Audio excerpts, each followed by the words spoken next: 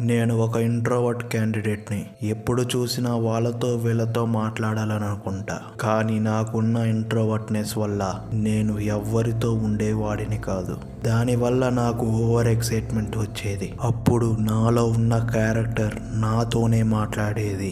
ఎన్నాళ్ళు నేను ఇలా ఉండాలి? నాకు దీనికి ఒక సొల్యూషన్ కావాలి. ఇప్పుడే కావాలి, ఇప్పుడే కావాలి.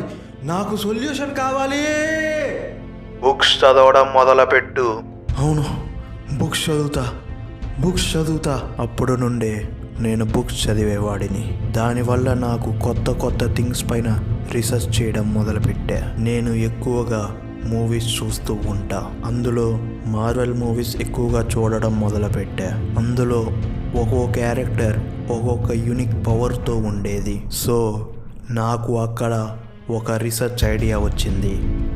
అదే ఫేస్ స్వాపింగ్.